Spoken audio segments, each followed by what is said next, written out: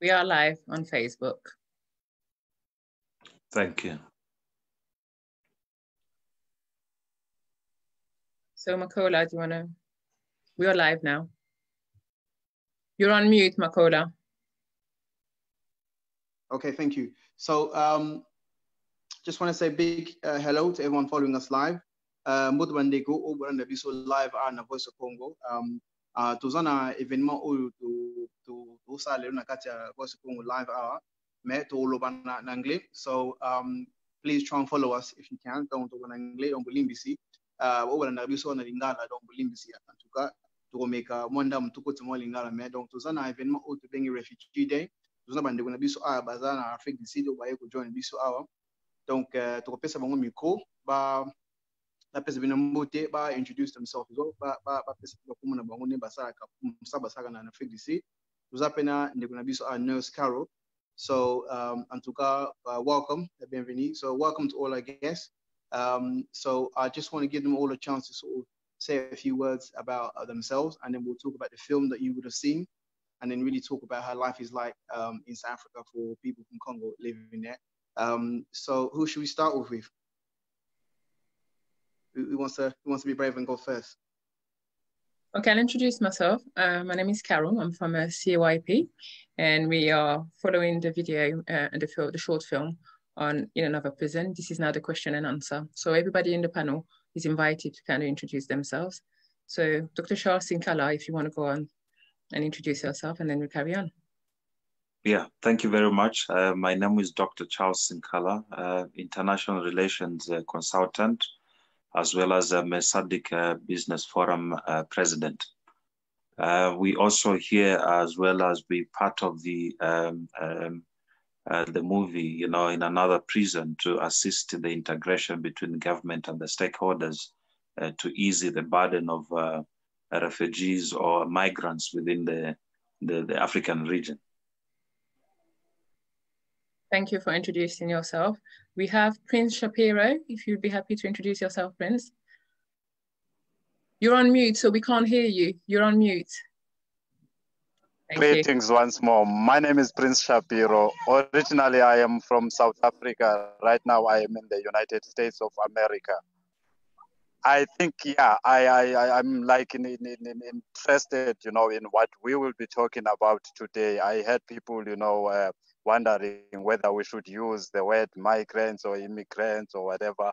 But I think what we will be talking about, I haven't seen the movie yet, but I think as someone coming from South Africa, we are talking about victims of Afrophobia in South Africa, because that's all what is happening there. Thank you very much. I would like, Osili, do you want to introduce yourself? Hi, everybody. My name is Osili Sinda. I live in London. I just happened to I just saw this like an hour ago, literally.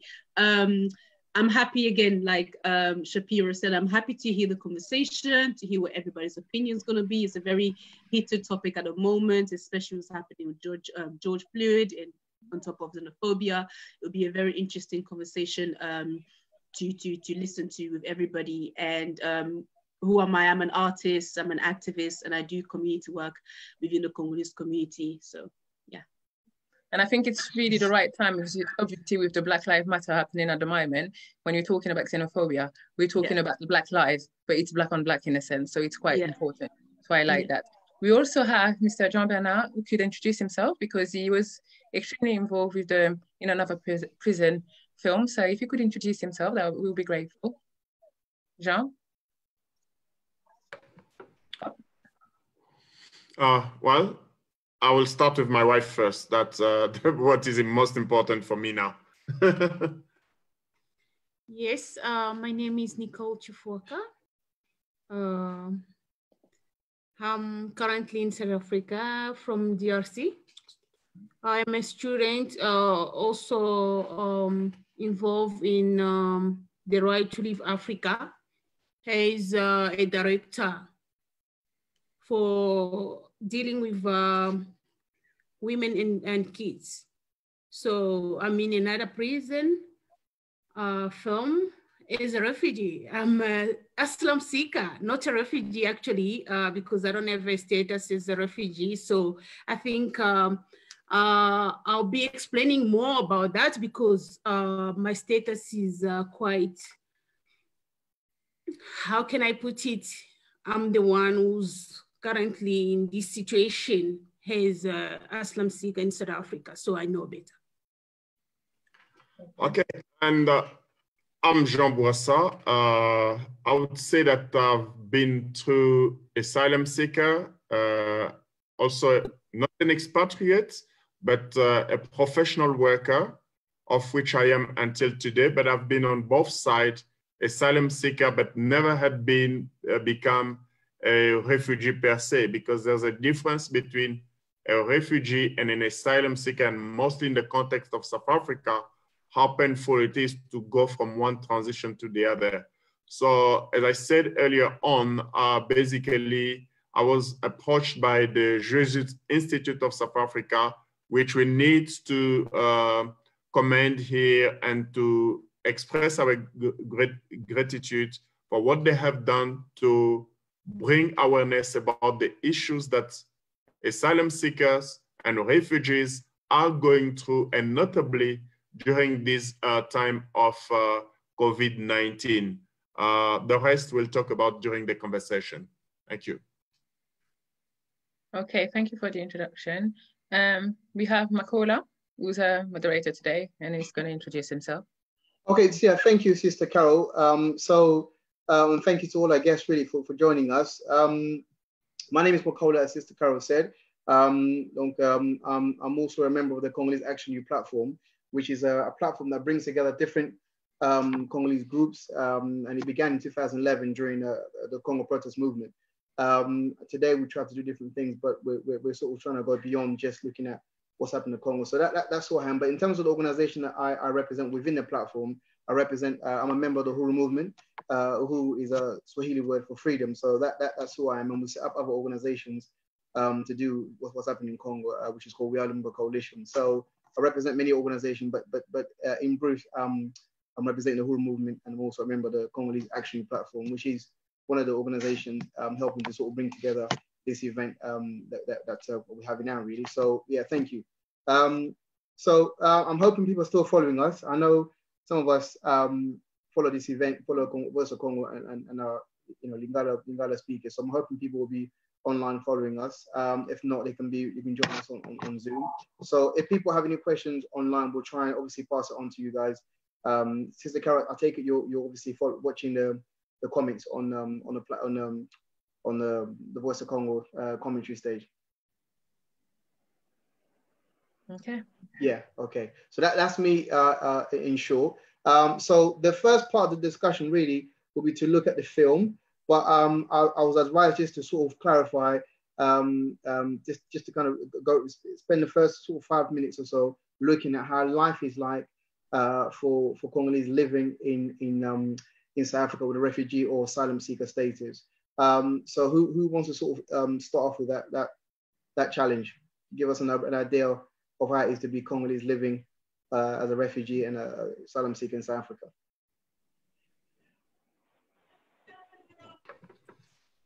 Does it have to be personal experience, or is this a general question? Oh no, we want to hear from those who are in South Africa now. Sorry. Oh, okay.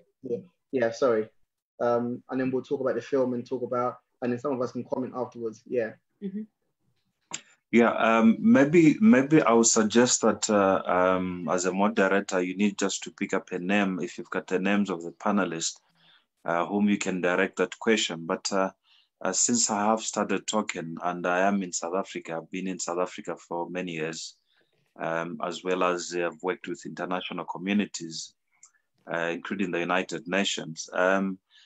You see, the position for asylum seekers, you name it, you can call them asylum seekers or migrants or whatever. It's not that, as you can see from the movie which was produced, that's exactly what is happening in the scenario, So people fleeing from other countries, thinking that they are going to a community where they will be integrated and accepted, and they find themselves in a situation which is even worse than where they were before.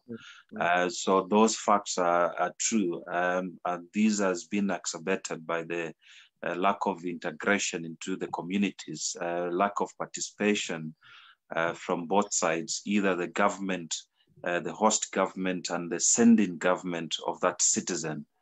I think also the processes of how these asylum seekers of migrants come into the hosting countries has been a challenge as well, in terms of through the borders or any port of entry, as well as you know, the immigration processes, which are bureaucratic systems which stops them from completely integrating themselves. So a number of things has actually accelerated to the situation.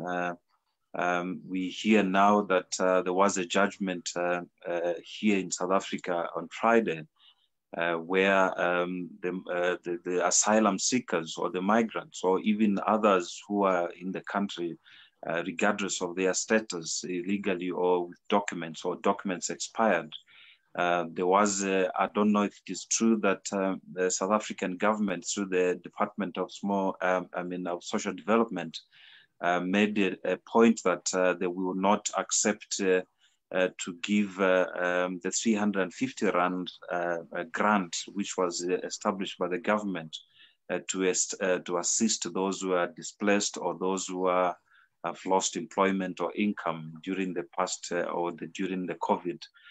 Now the judgment was clear that asylum seekers are entitled now, you know, to the 350. The government has to now access those people, irregardless of their status and where they are. So it's a whole sphere of problems after another problem.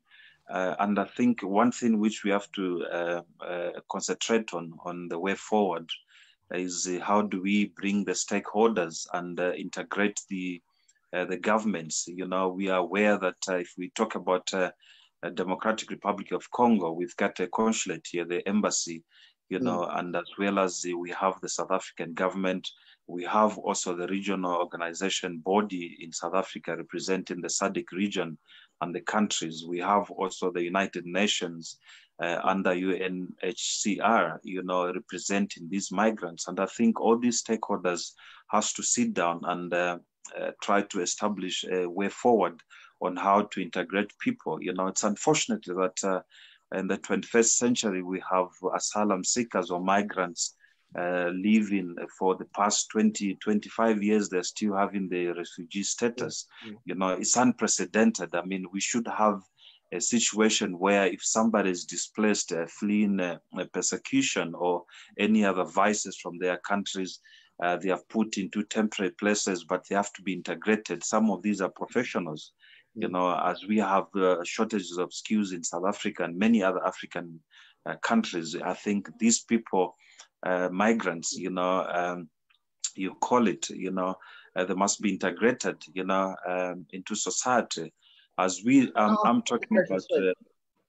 Dr. Charles, sorry, I'm going to ask you to stop there a second, because I'm going to ask you another question just on that, and then ask Brother John just to come in on some of those things. So when people come into South Africa from Congo, and they have a sort of a status which means they're refugees, asylum seekers, or you know, undocumented, how does it affect their livelihoods? How does it affect them when they're there, when they're not able to integrate? What sort of problems do they come up with? Do they sort of get face?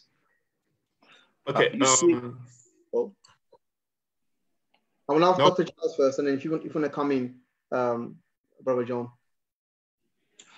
You see, for every citizen or a human being to be integrated into society, they need to have an identity document.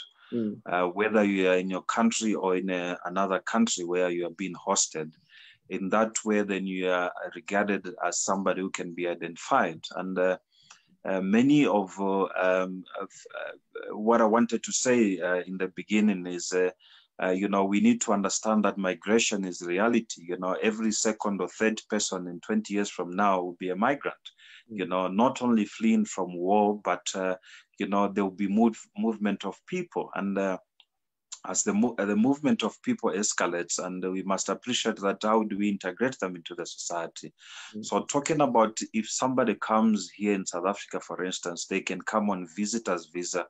And if those visas are expired, they get a challenge from a South African government, in particular the Home Affairs, you know, in trying to renew those visas. And the other problem which they face is if they find that they have overstayed, some of them, they get suspended, you know, for 5 years of coming to the country. So these actually fuels up the situation where now people start trying to hide their status. And now if you do not have documentation in form of an ID, you cannot get employed, you cannot get a bank account, you cannot get a lease of a house to rent or certain things like that. So having somebody documented, having somebody's stay in a host country legitimized, I think that helps somebody to do whatever which they want to do. You hear about South Africans in Cape Town. I was there in January, where they are sitting or staying in a shelter or a church. Some of them has been chased away. It's unprecedented that we have to teach our fellow human beings like that. And most of these people are from maybe DRC and other African countries. We do not see this type of set in for other foreigners, for instance, from Europe or Scandinavia or New York or other places. It's always been borne down on the African people. So yes, to answer your question in a short term, it is very important that South African government, not only South African government, but any other nation which is hosting refugees or migrants must find means and ways to mitigate the risk and to legitimize people in the stay of the country. Thank you, Dr. Charles. Brilliantly put there. So what we're going to try and do, because we do have a lot of listeners who are Lingala speaking, we will try and translate or summarize what's going on. Donc bande ko limbisi maybe ke branda biso na voice Congo na Lingala. Donc ezali événement auto sala tozana bande ko mingo bazana biso awa bande ko biso bana mboka mususu bazaba na mboka te Lingala ezala na bande on limbisi mais to sala tuto pesa bino mwanda ne makamzole kana Lingala tozana ngai na ndeko na biso Nurse Caro to sala tuto summarize na bref makamu auto sola awa donc limbisi bo limbate. Donc ouais tout ça ndeko na biso Jean a pesa moi réponse toujours tout na visa ndenge pour la bande na biso congolais ozo vivre na Afrique du Sud explique biso ndenge za mapasi makamtu. Donc okay, so ndeko brother John.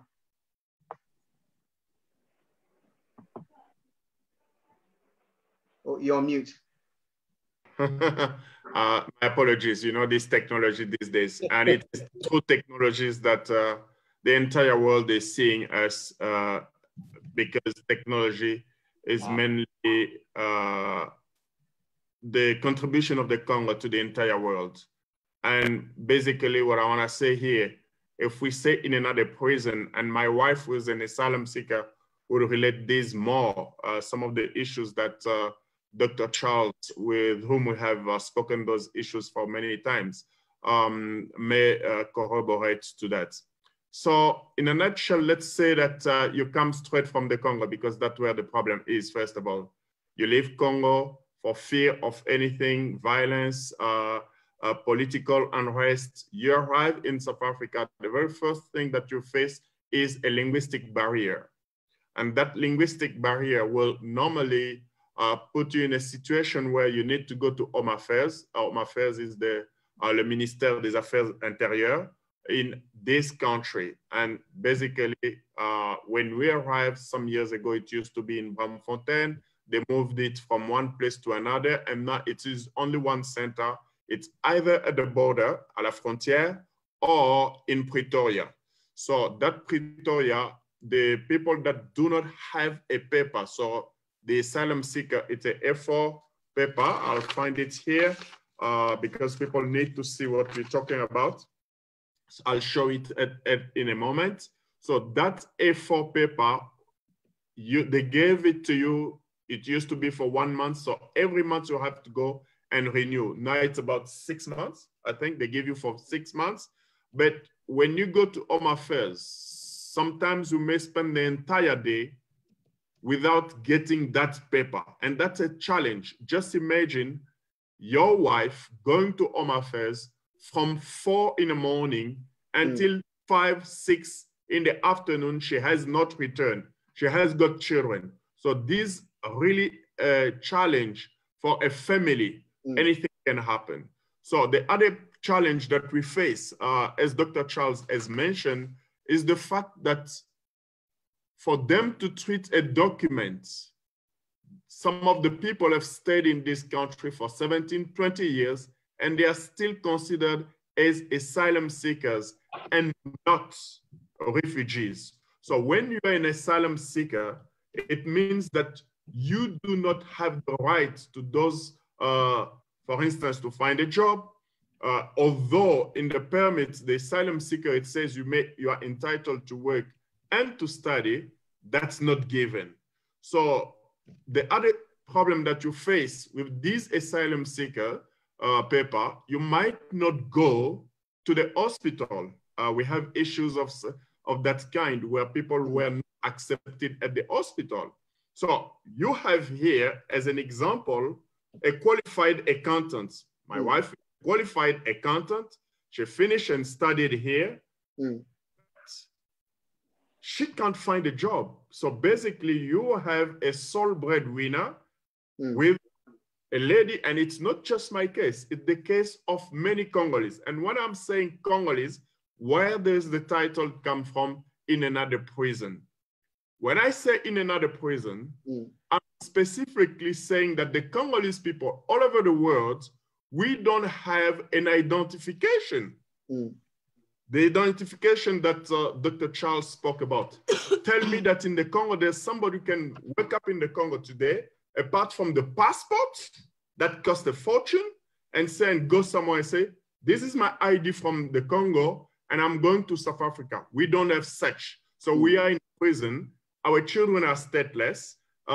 We are ourselves stateless. And this is the issues that we are facing. And why we are facing these issues? We are facing these issues because in 2003, when they did the dialogue inter-Congolais, they actually diluted the rights of the Congolese people. When they incorporated the Congolese in the SADC region, we are from the South Africa. Why are we in the SADC? If we cannot today be guaranteed the same rights like the Zimbabweans, we've got the permit that they can come in this country and stay and go back and travel. We can't even go back to our country. So these are the issues whereabout we're staying in another prison. So I left my country. I am here in South Africa and I can't do anything. But I'm saying this, and I hope that there are South Africans that are here. Congo participated in 1982, since 1982, for the freedom of this country, South Africa. Brother John, I'm going to ask you somewhat, because we need to summarize in Lingala as well. So just if you can just wrap up quickly for now. So we've got translated in Lingala as well. You want me to do it? Olingina Salango? Oui, parce que yo demoutoye bi parce que le temps de pouvoir traduire tout et le bangamnyo sur le bi c'est difficile. Yeah.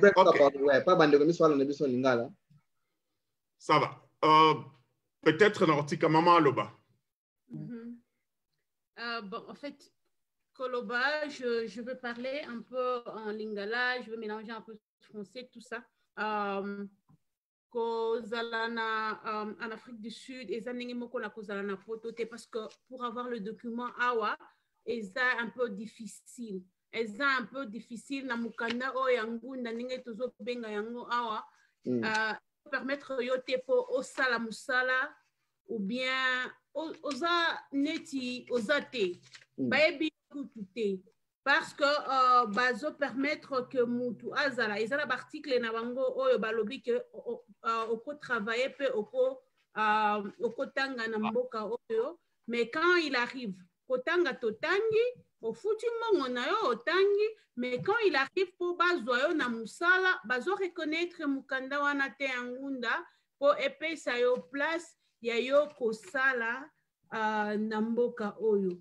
Vivre en Afrique du Sud na ngunda eza très difficile. Na ba hôpitaux kutu mususu bazaye kondima te. Comme moi personnellement, nazana bana, les enfants que j'ai eu ici, bana wana na ba place mususu quand je venais d'arriver en tant que na ngunda wana baboyaki ko recevoir ngai.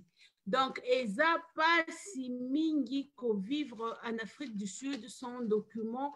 Oyo, ata ba refugee statut wana ba réfugié, ça va un peu, mais oyo ya biso vraiment ya ngunda eza pas si mingi parce que na ba place mususu pona ko fungola ta compte bancaire eza pas si. Alors tango yo mutu mobimba ozana compte bancaire te. Comment tu vis dans ces pays? Il y avait des trucs là, oh non, compte bancaire, parce que quand tu vas te présenter seulement, et puis, que tu vis seulement, permission à vivre seulement pour 6 mois. Comment tu peux avoir un travail permanent? Et ça passe mingi. Alors, c'est un peu ça. En bref, ce qui n'a expliqué la façon dont biso tozo vivre en Afrique du Sud des ndenge moko na potote oyo kolobaki no ozana ngunda ozana accès na kozwata ba allocation familiale wana ndenge bozwaka na poto ici tozwaka yango te tozwaka yango te ozana ndenge na yo moko o débrouiller osala nini ata pona kozwa mukanda wana ya ngunda wana okosala ba défilé na o mafezi wana po ozwa yango okofanda de jour à de jour bazotanga te bana mususu bazana mukanda pe yango te donc eza pasi makasi. En fait, pour résumer, l'autre c'est que na ndenge titre ya film yango eza in another prison. Donc olongwe mboka nao na avec l'esprit qu'il fallait okima parce que kuna balinga bakanga olinga oza na prison par rapport à des problèmes politiques ou quoi que ce soit, auquel na mboka Sud-Afrique avec l'espoir de pouvoir reprendre ta vie. Alors qu'en fin de compte au Suka, na prison mususu en fait, dont le titre In Another Prison. Donc oza libana le quoi mutuaza libre, mais en fait oza libreté parce que okangami par rapport à makamusus, par rapport à leur loi, alors que oza peut-être n'a pas qualification, koka osa là, oza a besoin tu paies ma famille nayo et tout ça est rendu impossible par rapport à la manière dont les choses sont là-bas. Voilà. Thank you, Sister Carol, for the summation. So we are also here with Brother Prince, who's living in the US, but also from South Africa. I just wanted to ask you, as someone from South Africa, what lies behind some of these sort of treatment of Africans, migrants in South Africa? So what lies behind it? Well, you're on mute. You're on mute. He's on mute. Yeah, I think what lies behind, the challenge that is faced by Congolese, the challenge also is not only unique to Congolese in South Africa. It is something that is happening to all Africans, who are in Azania, as I would love to call that country, which has no name, that is called South Africa. But the biggest challenge, that we are facing here, I think it is the failure of us as the African people after we have ushered into this so-called liberation, and we tend to still entertain the borders that we never created in Africa. Because this issue is just the issue of the borders that were never created by us. Our ancestors, were traveling free in that continent, without all challenges now that are faced by Congolese and other Africans, in South Africa. So I think this issue is like what has been said, like yesterday as we were celebrating the abolition of slavery, which we were told that, people got to understand, that, for real, slaves are free after 2 years of the abolition of slavery.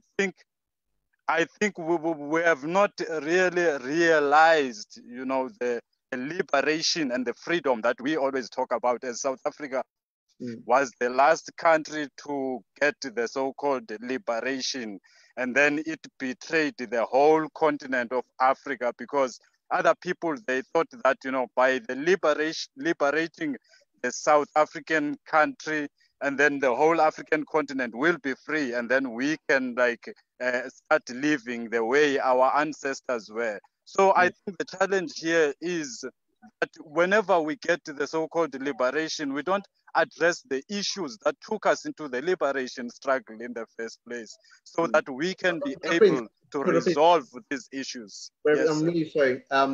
We have to stop there. I'll come back to you with another question, just because we've got people that obviously are listening that speak Lingala. So we have to summarize what you just said quickly.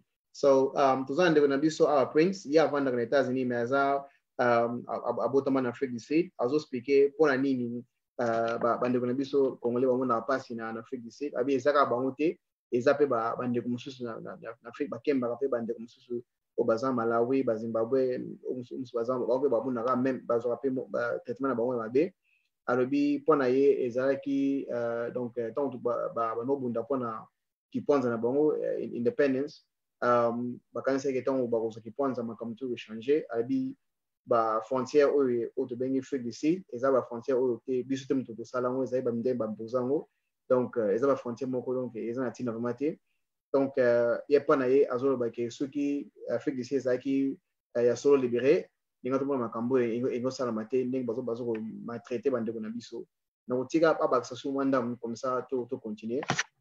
Brother Prince, if you carry on, I was going to ask you another question because you've sort of answered the first question.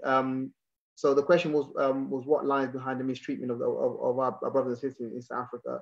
What I was going to ask you is why is it that, for example, other people who are coming to South Africa are not treated the same way? So we know that South Africa receives a lot of Chinese, a lot of Europeans, and what have you. In fact, 10% of the country are made up of white people from Europe who call themselves white South Africans or whatever they may do, Boers. I don't know what you call them now these days. But why is it that they're not being treated in the same way as our brothers and sisters from Africa?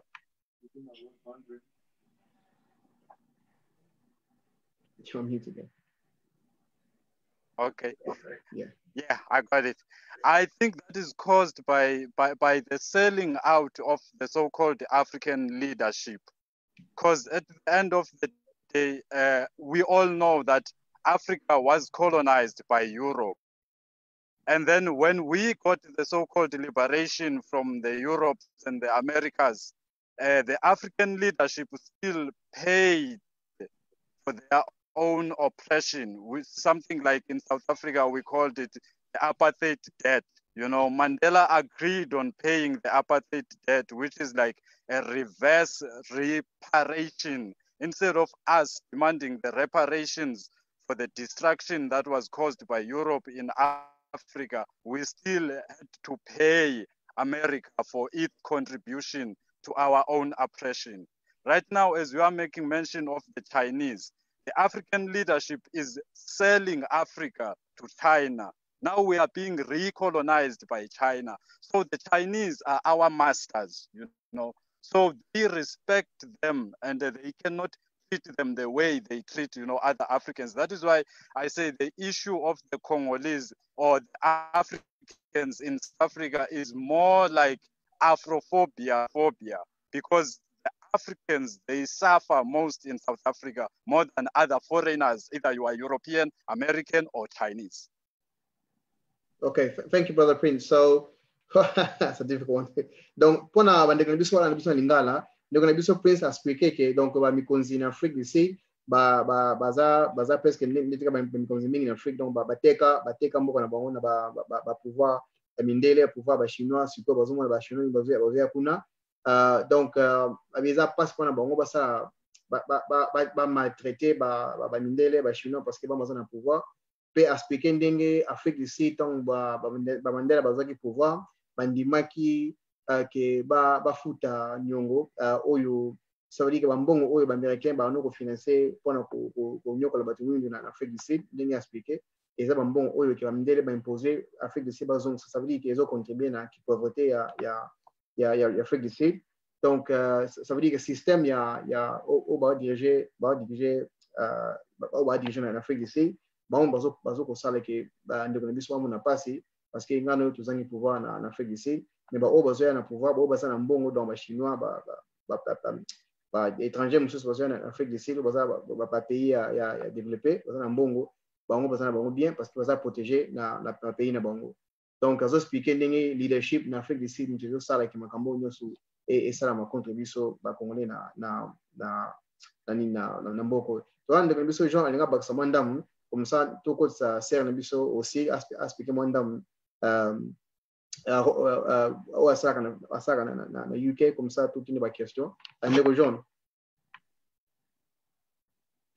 What I want to add here is very important, and following on what Prince has said regarding the leadership that has been sold out, not necessarily in South Africa, but again in the entire continent. But it's so frustrating for us Congolese, as I said earlier on, that we are not even being defended by our own leadership.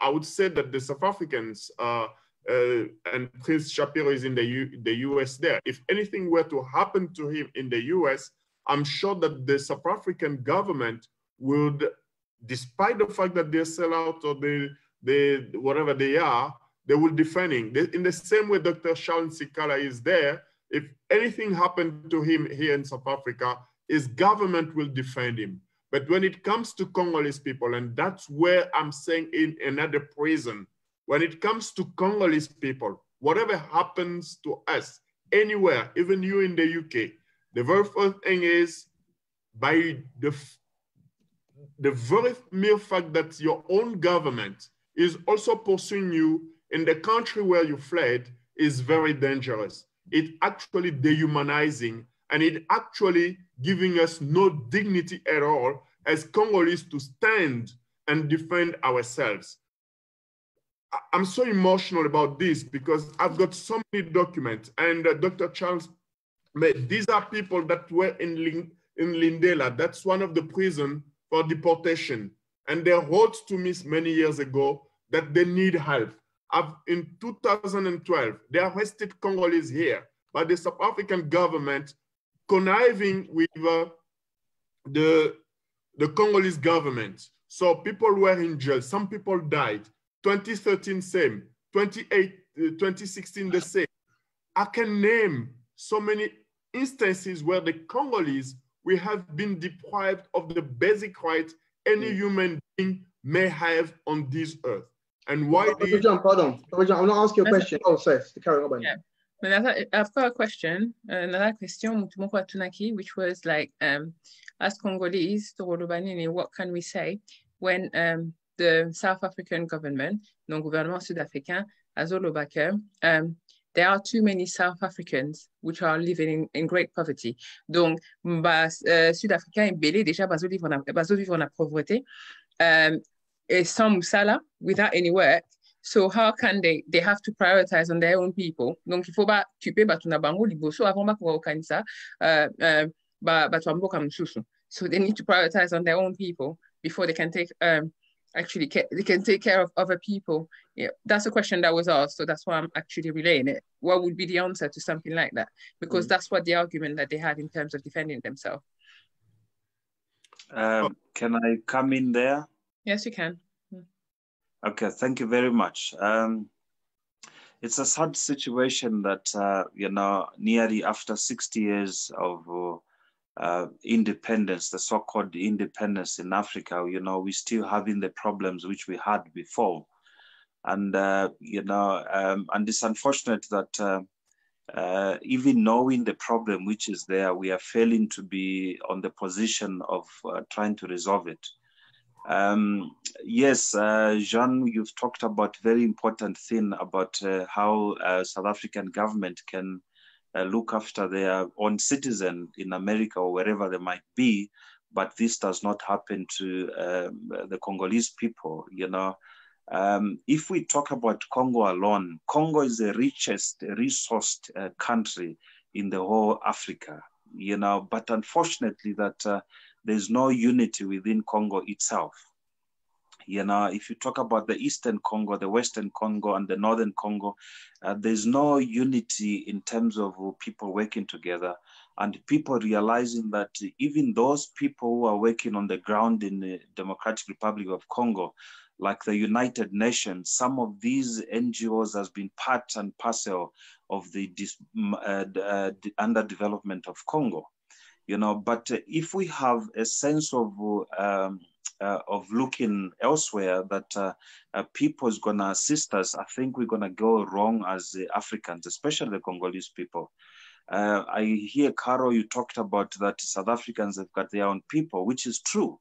You know, each and every government has got a budget to cater for its own citizen. But, you know, there is also funds through the United Nations and the regional bodies where they cater for those asylum seekers or migrants who are displaced from their own countries. But that shouldn't be a problem. You know, we should hold our governments, being it in Democratic Republic of Congo or Zambia or any other place on the African continent or in the world. When you are born in a country, the government gives you an ID, like a number, and your parents gives you a name. So we must share these type of responsibilities. And I think a lot of young people now, I see they are consumed by this technology from elsewhere, America, and all the people have been educated in Africa. They find themselves in the UK, in the USA, or in Europe, or any other places. But little is done in our continent, in our country.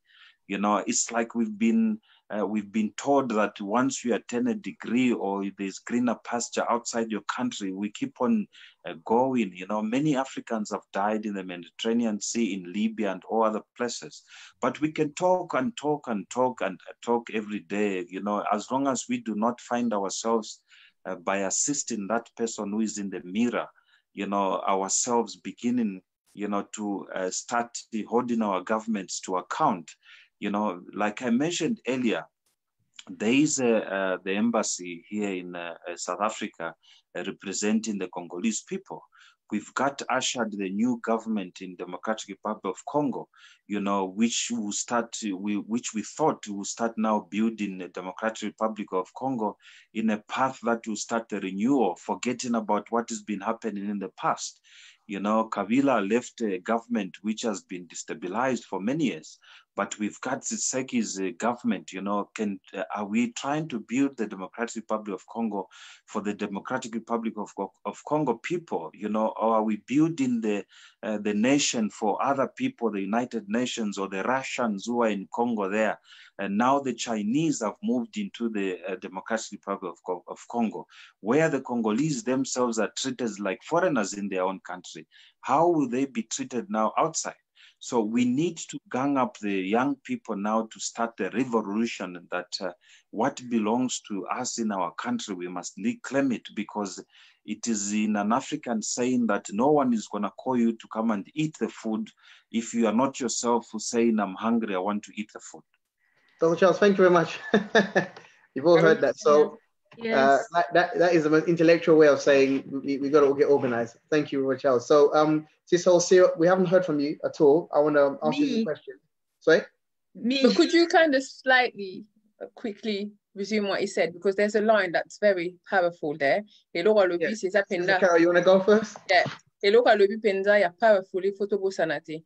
Tozo sala na bamboka batu mususu, toza na besoin ba traiter biso bien. Mais biso boko na mboka na biso ya Congo, bazo traiter biso le kwa ba étranger, le kwa mboka wana eza ya biso te. Donc déjà so tozo koka ko telemela makambo wana te, eza difficile pour to telema na mboka bapaya. Donc biso en tant que ba Congolais, il faut to telemela ngo déjà parce que eza pona bongo pe que batu bazo monela biso po ba omona ndenge na mboka na biso moko bazo monela biso na ba étranger. Donc il faut to zala makasi. And I think it was very powerful and it was very important to translate that for our brothers and sisters. Okay, so we've got a couple of guests that want to come back on certain things that Charles has said. Ndegojan, also really 2 minutes quickly, if you just come back on some of the things that Dr. Charles has said, and then we're going to bring on Sister, am I pronouncing your name right? Yeah, Hosil. Orseli.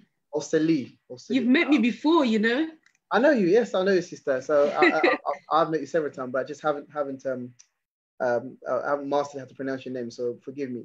So, Brother John, you want to come back on some of the things that Dr. Charles just said, or because I saw in the chat you sort of mentioned some stuff quickly. Thanks very much, Dr. Charles. I think what you have said is very important. Unity is strength, and as Congolese, we've been divided, but I tend to disagree sometimes on that. It's not that the Congolese are not united, but we have been scattered, and it is very important. The work that these young people, Makola, Sly, and Carol have been doing in the UK is a very great work to try to unite the people around an idea that is the Genocost and the Holocaust happening in our country. We've been doing the same work here in South Africa, and we tend to forget that it's not necessarily a big group that will change a nation. It might be 1, 2, 3 people that might change a nation. And this is key and vital for us as Congolese. What I would suggest, because you work in the UN and we've been exchanging at several occasions, it's possibly you where you are, from your status, from your ranking, to try to influence so that we have another dialogue on the Congo. And it should be in South Africa, because when you mention Kabila and the inter-Congolese dialogue, it happened in South Africa here. So, and nothing has materialized because it was belligerent that were sitting there rather than the Congolese. And today, with the so-called new dawn, we need to sit again and see the way forward. We need peace in the Congo. And if today South Africa is not the way it is, or any country in Africa, it's because Congo until today is in trouble. We can't have an Africa without the Congo being at peace with itself, with its own people. I disagree to speak about the eastern, the western, the southern, and the northern of the Congo. It's a huge country indeed, but a huge country that is supposed to be in the middle of the village and uniting the entire Africa, so that we've got that road that Cecil Rhodes spoke about, that will go from Cape to Cairo and have a strong Africa for everyone. Everyone benefit from the Congo, but we don't benefit from ourselves. And it is about time that we stop. And this is the time. And this platform must bring us to that one. Maybe my wife may add something because she's very powerful. But I want to bring some people in, and time is going. So, Brother John, I'll come back to you in a minute.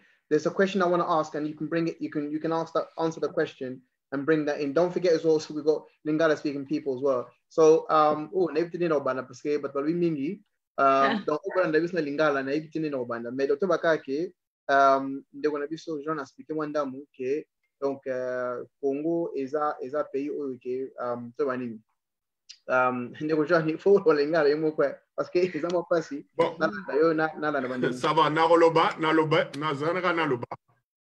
Congo ezali mboka oyo ezali plaque tournante ya monde mobimba. Donc tina toke na histoire ezali te banda histoire et banda la Deuxième Guerre mondiale banini, c'est le Congo qui fait marcher le monde entier. Nous ne devons pas l'ignorer.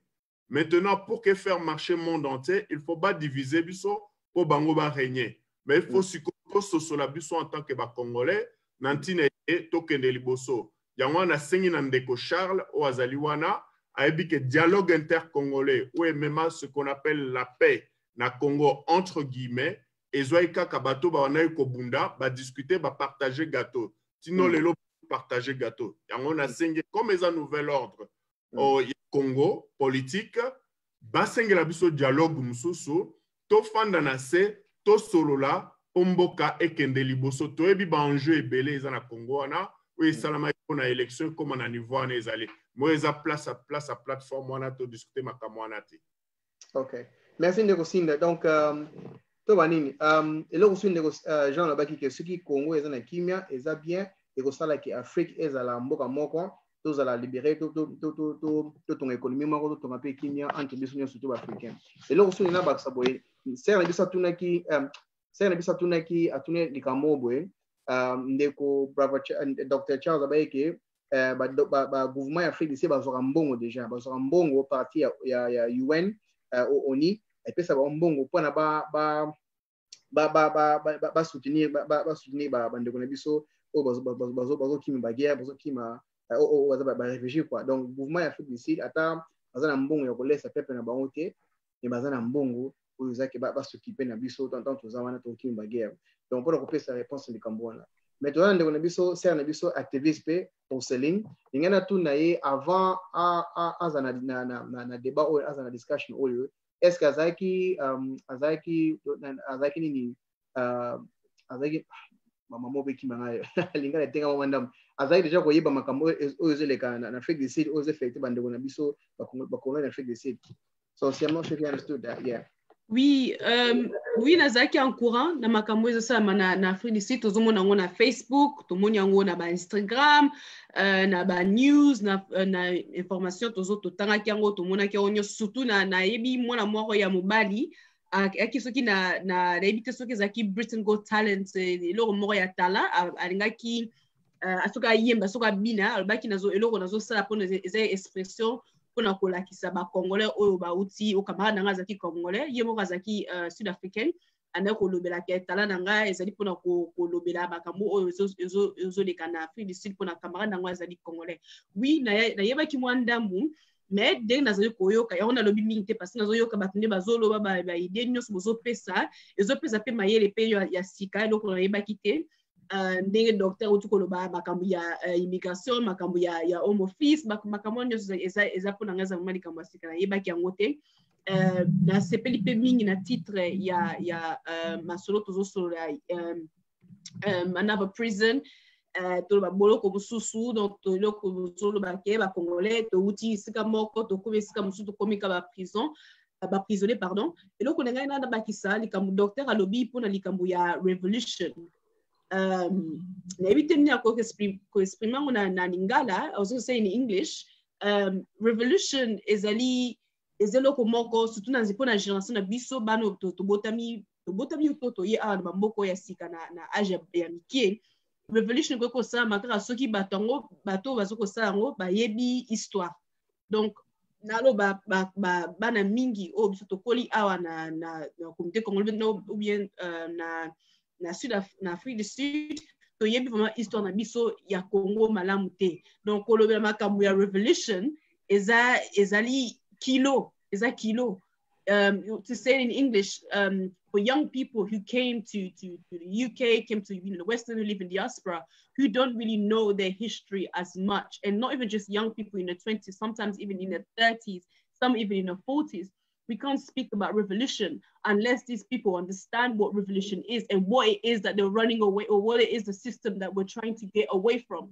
So I think that's one of the things. I think, Doctor, you spoke about revolution, but unless people understand what it is or what the history is or the current, not necessarily the current history, unless understand what this revolution is, there's no point about talking about revolution, because if you ask me what am I mean, I know slightly, but I wouldn't say I know a whole. So Sister Celine, this is it. You know, what you said is that my angona or lobi ke pona ba changer mboka na bango ba changer état na bango. If ba ye ba place ba wuti ba ye ba histoire, ya on to sala ba débat o ya on to sala ba événement o ya on to sala ba jeune cause chaque année. So we do events to learn about our past so we can change things for the future. But I want to ask you a question before we move on. Dr. Charles can come back if he wants to, but I want to just give you ask you a question. No, we've still got you here, which is this: you're an activist, yeah, and you do things in the community. I've seen you many events. So now that you've learned what's going on in South Africa, I guess the question is what have you taken from this, or how will you be able to I guess the question I'm asking is, what will you do next now that you've taken this information to support our people in Africa? Yeah, that's a very good question. I've been to South Africa. And hang on. I'm going to ask the others as well what we can do to support them. So I know I've done it wrong around, but I thought I'll just ask you now while you're talking. Yeah. Okay. I've been to South Africa myself, so I know the realities of poverty in South Africa. I've been discriminated myself. Because I don't speak their language. I was like, I'm not South African, I'm Congolese. They don't even know what Congo is. So I've been to South Africa. I know some of these realities. And I guess what my safe place is because I hold a British citizenship. I think that's the safety that I had been in South Africa. So what can I do after this? Oh, definitely continue to raise awareness, continue to speak about this in my platform. I have my organization called Lobiko. You know, I'm on Facebook, I'm on Instagram. You know, we are campaigning as well this year in Congo. I'll be in Congo in October. I'll be going to Congo. We'll campaign for a month. Then I'll be going to Ghana. So we have a 2-month campaign in Congo and Ghana. So hopefully even through those campaigns, we can also, you know, just give that word, because our campaign is not really about migration per se. It's more about health, specifically HIV, specifically reproductive health. But there's no reason not to mention these things that's happening, you know, with Congolese people, what they're facing in South Africa. And because we have this platform, so I'm definitely going to put this conversation in our campaign. So, I have to say something quickly. If you can mute yourself, sorry. Maybe get to Dr. Charles might want to come back on some of the things you said. And we've got brother Prince as well. We've got brother John and his wife as well. Just to say this quickly, for those of you who are following us from South Africa, or just, I've been to South Africa as well. It's a wonderful country, and it was 2001. As I was only 19. I went there for an exchange trip, and the people there, I stayed in some people that were living with in their house. I stayed in Gauteng, Bosphorus. Those of you know South Africa, near Joburg. So very, very nice. Really enjoyed it, and no one treated me differently because obviously we're all black. But what I will say this as well, when it comes to the struggle against HIV, like with the coronavirus, we've seen there's been denial, there's been sort of people just not taking it seriously. But it was the Africans in South Africa who led the campaign to politicize HIV, to say, no, this is an illness that's affecting us in a disproportionate way. And they really made the discussion about HIV not just a health issue, but really a political issue to put pressure on the governments in Africa, particularly in South Africa, obviously, to do something about it, to come up with a treatment and what have you. So Can I just say quickly, South Africa is one of the countries to do that because they have the highest prevalence. Like in the whole world, South Africa has the highest prevalence of people living with HIV, dying of AIDS. So, and until now, it still is.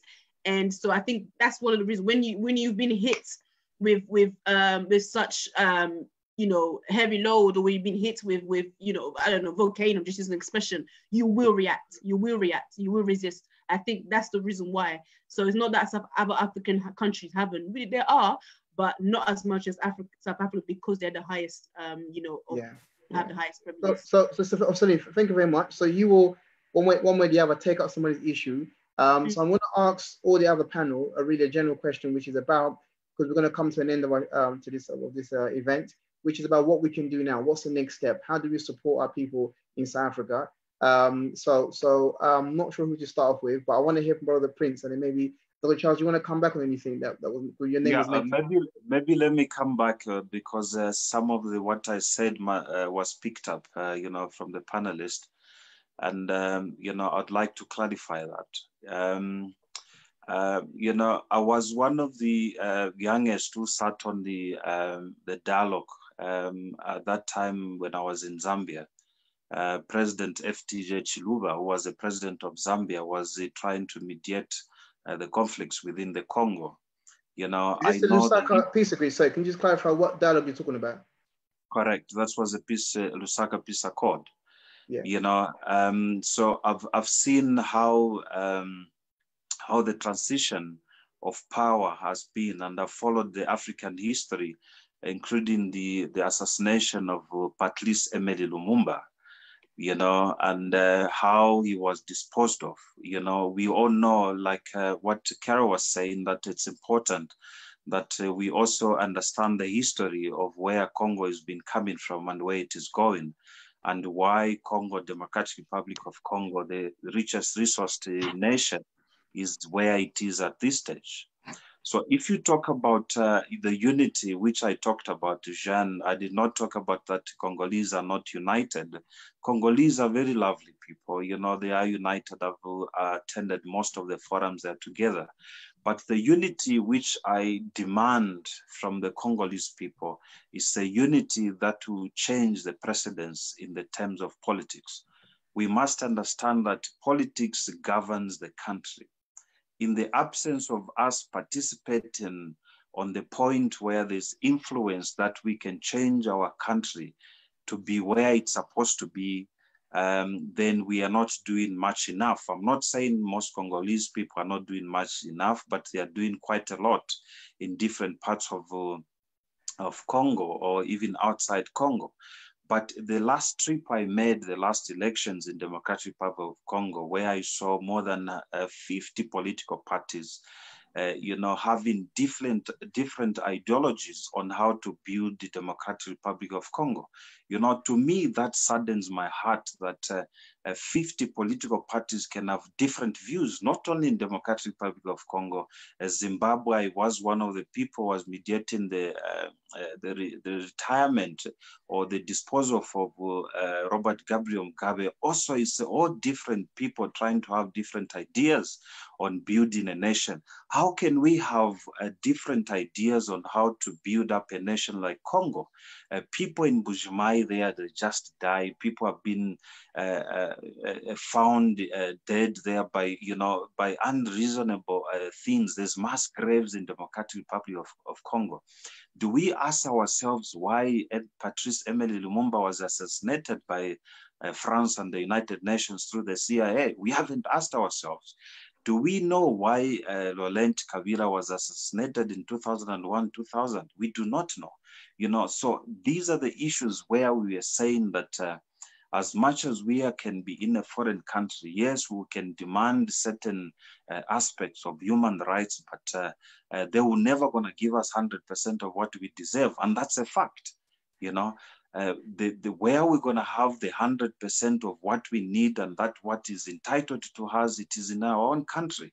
Yes, I can be part and affiliate of the United Nations, but you must understand that the people who preside on the mediation between nations, the sovereignty, what is respected to a country, for a country's got its own power to do whatever it deems necessary for its citizen.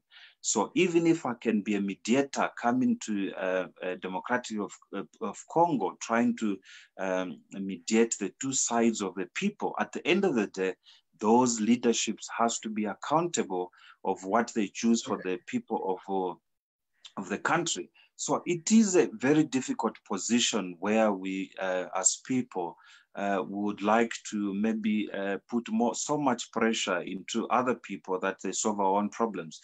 This is not a Democratic Republic of Congo only problem, but the rest of the African problem. We've got wrap up, sorry. We've got an umbilical cord which has been attached to that something foreign or something coming from outside is a better thing.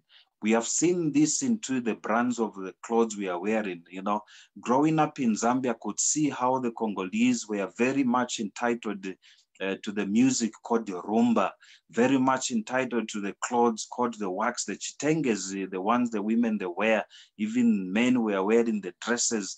But all this, the history and the nationalization of our own countries has been lost. Now you see people that don't cherish themselves. You know, they are always wants to go and flip a hamburger somewhere outside the country. Okay. So if we're not in charge of our own destiny, sorry, moderator there, if we are not in charge of our own destinies, you know, we do not have young people like you as put up these platforms on a position of influence where we demand answers.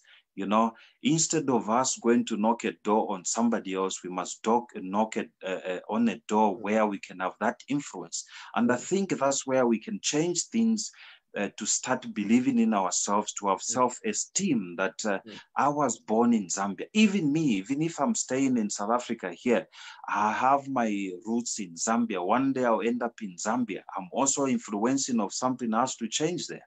So I support the Congolese people as well into this platform, that we unite ourselves, we use our resources, our education that we have attained from Europe, from South Africa and elsewhere. I mean, South Africa is a very good democracy where it has been built by different people.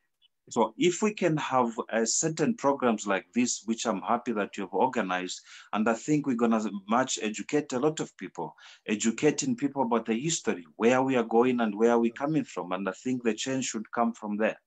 Thank you, Dr. Charles. I was trying to be rude, but thank you. There's a lot there to be said. Donc, Dr. Charles aza muto okay. Donc, ayebaning na niveau bele ya pouvoir ya azaki parmi bato bazaki na kati ya Lusaka agreement donc ton nani Laurent Kabila naba soi-disant ba rebelle ba bunisa biso akutana ke na Zambie ya zai kona Lusaka tamba basine ki accord ya Kenya donc ya zai kona expliquer biso manda meloko wa succès ezali ke tutika kotala libanda tutika kotala libato ba libanda ba ku sunga biso mafoto komitala biso na biso tuluka ndio tukoluka solution na makamna biso wona zaka bref makamalo baki tozana bande mususu o balingi bakota na kosenga I'm going to ask okay Ndeko Jean can you just as I'm going to bring in Brother Prince just to answer the question. So Brother John, do you want to Prince, sorry, I beg your pardon, Prince, do you want to just answer the question about what we can do to support our brothers and sisters in South Africa, those who are living in these status, in this sort of illegal status, or what's the word, limbo status where they're suffering as refugees or immigrant status? Okay, here in the US, we are seeing the change towards the systematic racism or discrimination against people of color. Yes. And the issue had been raised by individuals and organizations for a very, very long time. But up until to a point whereby the masses have taken it upon themselves to make sure that, we bring about change, to the system. So with the issue of the Congolese people, I believe that, the more we preach about it to the people, it will get to a point whereby, the masses, because I believe in the masses themselves, changing the situation, because sometimes as individuals and organizations, we will have our own dictatorship on how things should be changed. Okay, and Brother all Prince, that. I'm going to stop you there. I'm going to try to translate quickly, just so that I don't lose what you're saying. So, Brother Prince, azan de wanabisa Afrika de sidi mavanda kana Tanzania, yepo na ya lobi ke so otali example suko ya ndenge ba noir ba telemi na Amerique, alebi donc ko sa makambu tanke lisanga, ko sa makambu tanke individual, esa na mabete me tant peuple yemoko tant ba masse, donc benga ka popular uprising. Donc tant peuple telemaka et ça la changement et yambangu. Brother Prince, we carry on. Yeah, so as I was saying that as individuals and organizations, we've got our own dictatorships on how, things should go about, to bring about the change to our lives. Like it happens, with our own governments. Our own governments, as much as we blame them that, what they are doing is selling out, to them, it is the change, it is the dictatorship that they bring to us, to change, things, thinking that maybe they're doing it for better for us, but it's not happening that way. So now my point is, the more we educate the public about these issues, and then people can take it upon themselves, and make sure that we bring about that change, like it is happening right now here in the States. We have been raising this issue of systematic racism or discrimination for many, many years. But right now that, people are out there in the street seeing and feeling and demanding it and demanding that change themselves, this is when now we are starting to see things changing. So in my organization or our organization or our movement in South Africa called Sounds of Edutainment, we prioritize, educating the community about these issues as we organize events for young up-and-coming artists, to mingle with the fermented artists so that we can raise these issues. It involves also people, who are activists, who are political activists. So we're going to take this issue as well, and make it one of our agendas as an organization. One day we might organize an event or a festival, that is raising the issue specifically for the Congolese, issue. Because right now, I did not even know that, the Congolese people do not have things like IDs, which are their identity documents, which I don't even think that they really matter that much to me as an individual. But then I understand now, the impact, that they are causing, to the people of Congolese when they travel all over. Yeah. Thank you, Brother Prince. Donc, na bref, Prince a bien pour en tout cas, sous pe ba l'état donc ba to bazana pouvoir bango baza pe na poste ba changement mais changement et na mtu na bango changement oyo bango ba imposer sous yango te mtu et ça sala ke et sunga batu mettons peuple yemo ka telemaka ezara bien changement ekotaka mais ko pona peuple la telema asenga ba demande oyo ko sunga ye il faut azala éduquer yango expliquer mon ndam na bisanga na ngomba na ye ndenge ba eda batu na côté éducation donc ouais donc pona ye ezali il faut éduquer peuple comme ça peuple quand au telema a kosenga batu na ye a kosenga ba changement oyo ko sunga ye per le bike ye ayebaki te ke nzoka bandeko na biso ba congolais baza na Afrique du Sud nzoka bazo kemba bazo tambola sans mukanda baza na droit koza makambo susuté donc bipo na ye bon ye za abotama na Afrique du Sud blog wana ayebaki te ke nzoka ezo affecté bot na niveau wana donc thank you brother Prince. So we've got brother John and his partner, so we're going to finish off with brother John and then I'll wrap up. So Nego John, maybe so nous sur ça attends ingale vous allez bien comme ça au bala ndabiso ba yoko bien pour ami donc to ni là on est trop ça la pona to sunga bino to aider bino na Afrique du Sud to sur ça makamzo le kakuna to changer ba loi.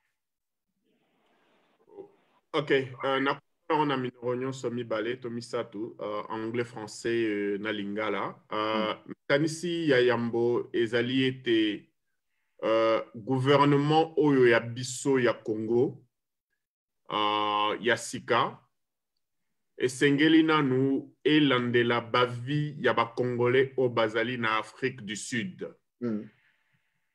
Donc pas ezali na kanisi ete na mikolo elekaki botalaki makambo elekaki na Cape Town oyo Sly asalaki ba posta o nasengaki ke asala po ete to lobela makambo ebana ezali epa bandeko na biso tino lelo Dr. Charles Sinkala ebiango. So the first thing is our government in the Congo, whether we like it or not, it has got the responsibility to look after the Congolese people that live elsewhere in the world and mainly in South Africa here. Not so long ago, we asked that a poster be made for the people that are in Cape Town that were living in abject conditions in a church. More than 800 people were in a church. They were chased, they're still outside, and during COVID, it was also very dangerous. We asked that these issues be looked after. That's the first. The second, John, so just explain for those who don't know, pour les bandeko na biso 800 ba congolais bazo vendre l'église bazo netouffement, pour les bazo vendre na condition bongo. Ça yeah. Maman kende na nous parce que à l'obité ils a problème avec xénophobie à l'oba. Ezalaki tango xénophobie esalemaki dernièrement donc en 2019. Oyo bakomaki kolinga keno ba étranger ba longwa na mboka ya Afrique du Sud. Alors ba makambo ebele elekaki kuna na Cape Town na awa kutu awa na Johannesburg ezalaki que non on n'a pas tué mais ndeko na biso moko pe akufaki kaka na somo ya na ndenge bayaki na ba machete akweyaki évanoui akufi sur terre. Alors nde esalaki que bandeko na biso ya Cape Town ils se sont dit il faut balongwa balongola bango na mboka oyo parce que bakokoka te via ya ndenge ba sud-africain bazo chasser bango pour na mboka na bango. Alors ils sont partis baki kofanda babandelaki na kofanda na UNHCR na bureau wana nde babandaki bafandaki ndambo bazaki na Pretoria ba mususu na nani parce que batu ya UN batu ya ONU nde batu oyo biso bazotala biso comme ba réfugié na mboka oyo bango nde bazozwa charge na biso normalement bakendaki kuna tango bakomi kuna basalaki eloko te bakendaki kosenga kino balongola bango na mboka oyo bamema bango na mboka mususu. Alors tango bakomi kuna bafandi kuna bamwana bazwaki pe solution te bawana pe bayai kosenga ko balongola bango kuna bakende bazonga na ndako na bango ça n'a pas été bake bazui place sikoyo na Methodist Church na église méthodiste na Cape Town. C'est là où ils sont. Alors, tokutana na mutu azaki na kati ya mouvement wana Papi Sukama.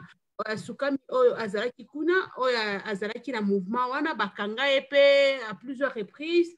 Alors bato wana batikala kaka kuna solution ezwama te bazongisa bango te covid kokuta bango kuna donc jusque là bazwa pe solution te. La responsable ya HCR Loba. Nga moko nazalaki na conférence ya oyo bazali kosala inclusion oyo balingaki ke non ba réfugié pe ba se sentir à l'aise donc ezalaki wana ke non ba réfugié bazala à mesure ya kozwa ba mikanda ya kozwa ba compte bancaire et tout. J'étais là moi personnellement toute la question ya ndenge nini toza na mboka oyo des années toza kaka aslam sika toza kana ngunda toza pe statut ya ba réfugié te. Alors ba réponse epesamaki kuna et ezalaki ke non kosala suivi on a voulu kosala ba suivi yango wana na ba email o ba pesaki biso, ça n'a pas été. Alors lisungi ezalaki penza te nde yango ezate alors nde yango bazaka kuna na période pe ya covid bazaka kuna na bana bakendaka susu classe te bazakuna. OK. Merci Ndeko John. Donc eloko moto ba ndenge biso vandi na Londres toza bandeko na biso Prince azana na États-Unis ndeko Serre Oseli azape activiste eloni toko sala oyo ezaka mukie oyo kosunga bino.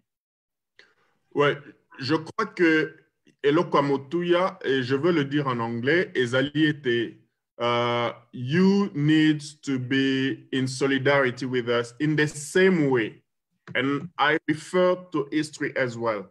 When South Africa was going through apartheid, the Thabo Mbeki and all these young leaders were in the UK. They went to Oxford University, and what they did was to bring awareness about the issues that were happening in South Africa so that the entire world would know. If we can't hear, you as Congolese can do the same there in the UK, so that you raise awareness about the issues that are pertaining to the Congolese people here in South Africa, in the Congo, in the same way we've been raising awareness about the atrocities happening in our country. I think the bottom line is that one. We can't reinvent the wheel. There are people that have shown us the way. We've got Martin Luther King, we've got Malcolm X. All these people have raised awareness. There's nobody who's going to liberate us. So for now, if we can't hear, I might be a solo voice, a voice of the voiceless here. This is COVID-19. We have not received any food parcels, but yet food parcels have been distributed.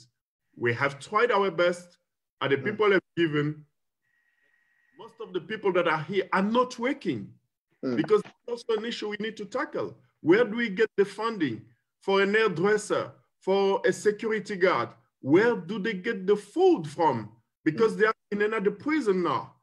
We talk about COVID-19, but what about hunger? I'm sorry. There's a hunger that is killing. As I was preparing today, I could not even prepare.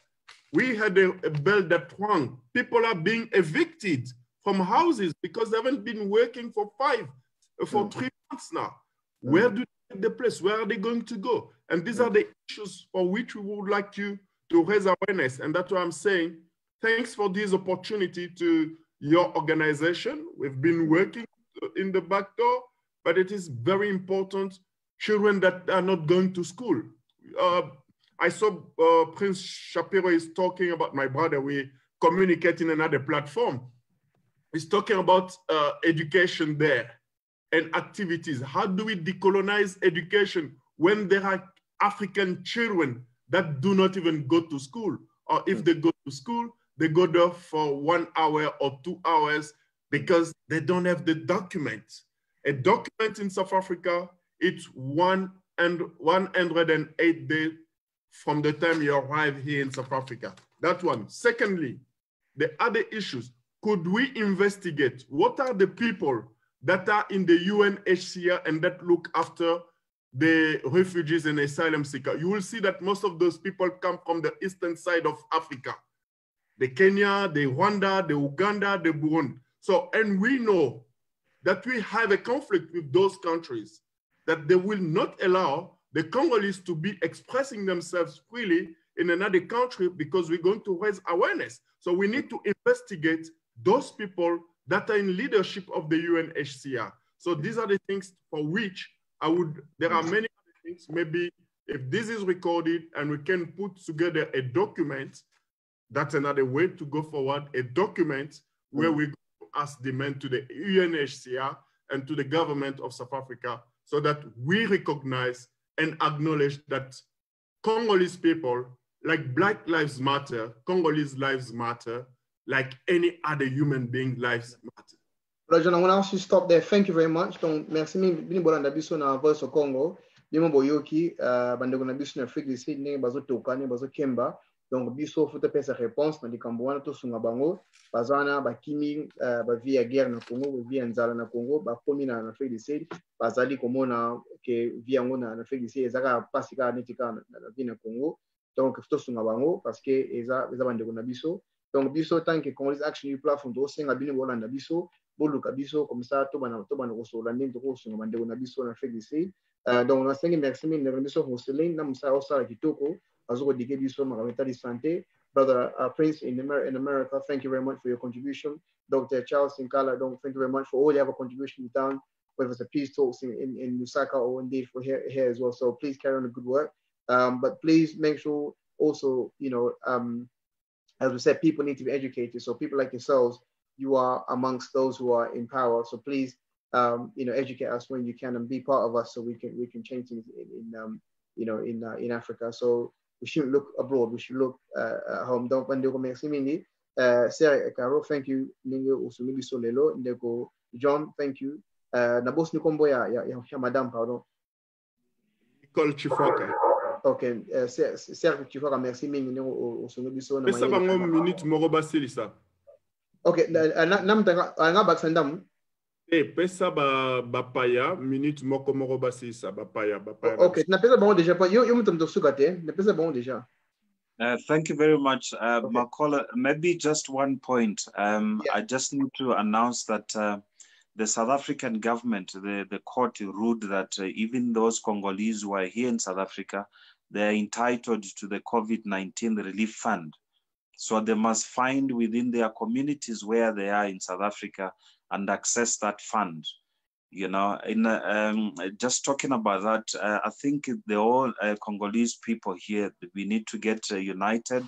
They are free to contact me, so that we can approach relevant authorities, to have them documented, those who are not documented, so that they can access work and have a living and a better life here in South Africa.